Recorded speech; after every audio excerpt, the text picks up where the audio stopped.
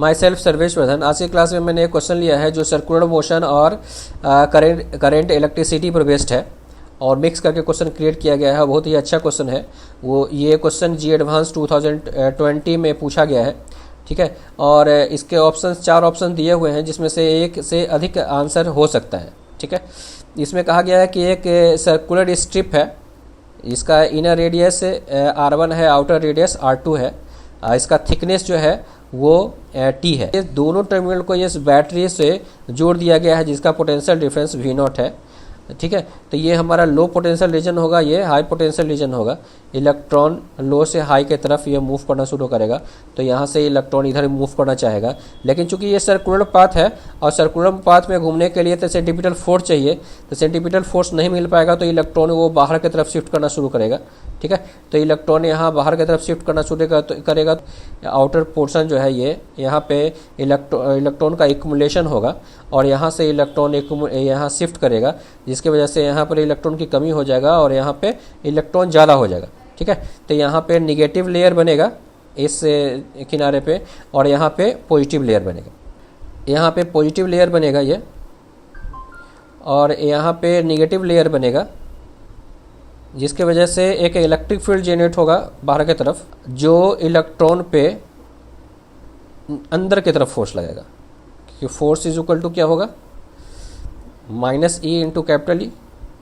ये capital E बाहर की तरफ है तो फोर्स लगेगा अंदर की तरफ, और यही फोर्स जो है वो इस इलेक्ट्रॉन को सेंटीपिटल फोर्स देगा और ये इलेक्ट्रॉन इस सर्कल में मूव करेगा। लेकिन जब सर्कल में मूव करेगा तो वो स्टेडी का कंडीशन है। मतलब हमसे जो क्वेश्चन पूछा गया है वो स्टेडी स्टेट में आने के बाद पूछा गया है। मतलब ये सब एक्युमुलेशन का चार्ज हो गया है और ये जो है सफिशिएंट सर्कुलर मोशन प्रोवाइड करने के लिए सफिशिएंट इलेक्ट्रिक फील्ड डेवलप हो चुका है और ये उसके बाद ये इलेक्ट्रॉन यहाँ से शिफ्ट कर रहा है और ये कंटिन्यूअस करंट इसमें फ्लो हो रहा है। तो इस कंडीशन में हमको क्वेश्चन क्रिएट किया गया है, ठीक है। तो इसमें क्वेश्चन ये है कि टोटल रेसिस्टेंस कितना होगा इसका।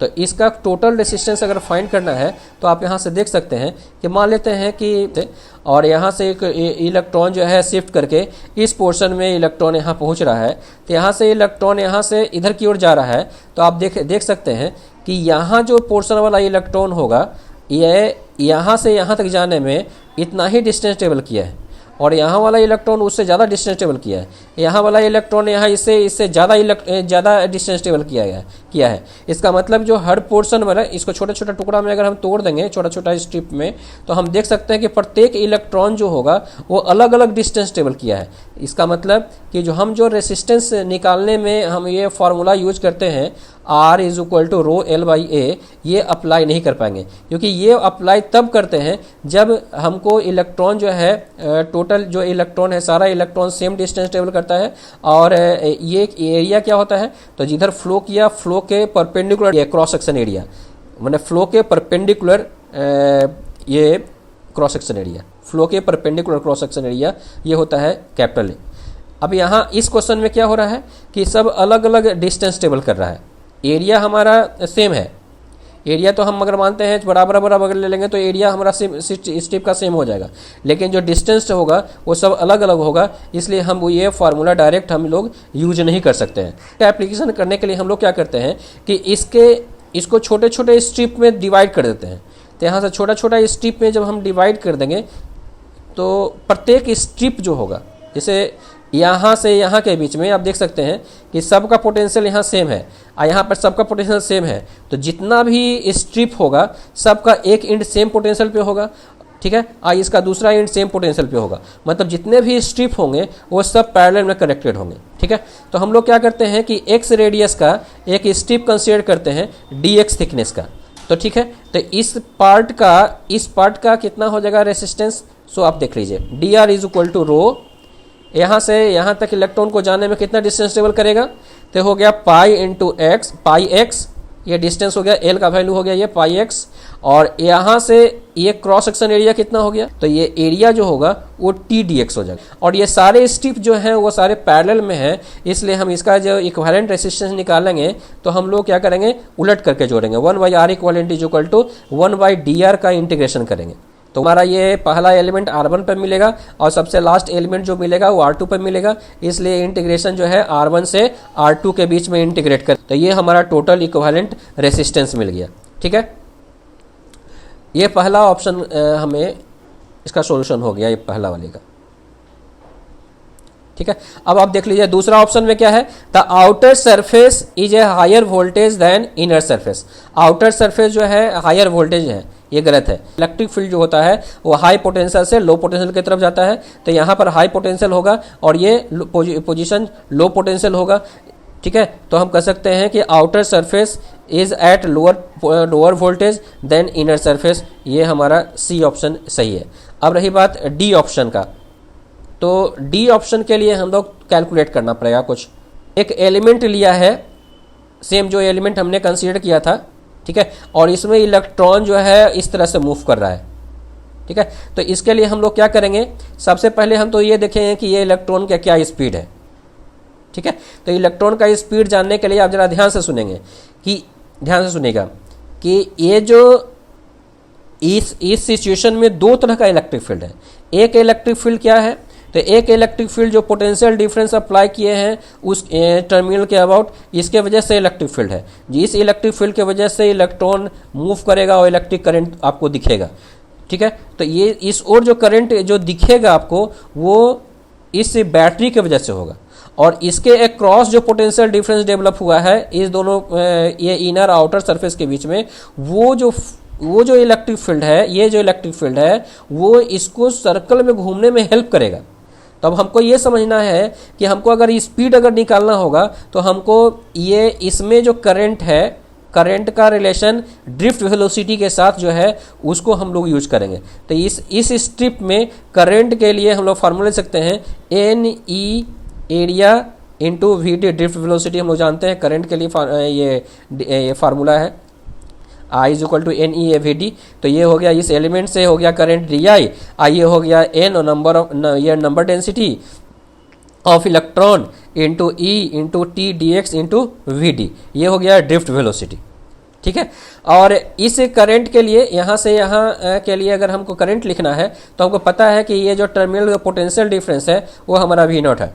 इसके अक्रॉस करंट निकालने के लिए हम लोग क्या करेंगे, पोटेंशियल डिफरेंस बटा इसका रेसिस्टेंस हम लोग यूज करेंगे। तो पोटेंशियल डिफरेंस हमारा कितना है, वी नॉट है, इसके अक्रॉस है तो वी नॉट बटा आर के लिए हम लोग रो एल बाई ए, तो रो हो गया, एल हो गया हमारा ये डिस्टेंस यहाँ ट्रेवल किया पाई एक्स बटा, तो क्रॉस सेक्शन एरिया का एरिया टी डी एक्स हो गया। यहाँ से हमको ये टी डी एक्स ऊपर जाएगा, यहाँ से कट जाएगा, और ड्रिफ्ट वेलोसिटी का फार्मूला हमको यहाँ से आ गया। तो ड्रिफ्ट वेलोसिटी जो है ना वो कांस्टेंट नहीं रहेगा, अलग अलग रेडियस के लिए अलग अलग आएगा, और ड्रिफ्ट वेलोसिटी यहाँ पे एक्स का फंक्शन है। ठीक है, अब हमको पता है कि ये जो ड्रिफ्ट वेलोसिटी से ये जो इलेक्ट्रॉन यहाँ सर्कल में मूव कर रहा है, इसको घुमाने में ये जो कौन हेल्प कर रहा है, कि आउटर और इनर सरफेस के बीच में जो इलेक्ट्रिक फील्ड है वही इलेक्ट्रिक फील्ड सेंटर के तरफ ये सेंटीपिटल एक्सर्शन प्रोवाइड कर रहा है, जिसके वजह से ये इलेक्ट्रॉन ड्रिफ्ट वेलोसिटी से ये मूव कर रहा है। F is equal to m, velocity m v a square by r. ठीक है, फोर्स का value e into capital E, net force हो गया बराबर एम बाई एक्स। अब वी का वैल्यू हम लोग निकाल चुके हैं, तो वी का वैल्यू यहाँ हम पुट कर देते हैं, तो इलेक्ट्रिक फील्ड हमारा मिल गया एक्स का फंक्शन। तो potential difference between inner and outer surface अगर जानना है तो हम लोग v positive minus v negative बराबर ई डॉट डी एक्स। ठीक है, तो ई का वैल्यू यहाँ से पुट कर दिए, और ये इंटीग्रेशन हमको कहाँ से कहाँ करना है, तो पोटेंशियल डिफरेंस यहाँ से यहाँ के बीच में निकालना है। तो x का वैल्यू r1 से लेकर के r2 तक वेरी करेगा, तो इस तरह से इंटीग्रेट जो हम करेंगे तो r1 से r2 के बीच में इंटीग्रेशन का वैल्यू देंगे। तो हमको यहाँ से पता चल गया ये ऐसे, और हमको पता चल गया कि जो पोटेंशियल डिफरेंस है वो बैटरी के पोटेंशियल के स्क्वायर के डायरेक्टली प्रोपोर्शनल। तो टोटल करंट है इस पूरे क्रॉस सेक्शन से ये वी नॉट के डायरेक्टली प्रोपोर्शनल है ओम्स लॉ से। भी जो है वो हमारा आई ए स्क्वायर हो गया। ये 4 वाला ऑप्शन भी सही है।